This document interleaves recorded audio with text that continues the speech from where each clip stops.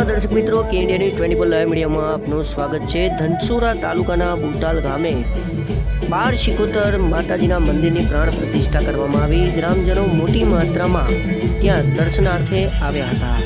Bureau report Karan Parmar.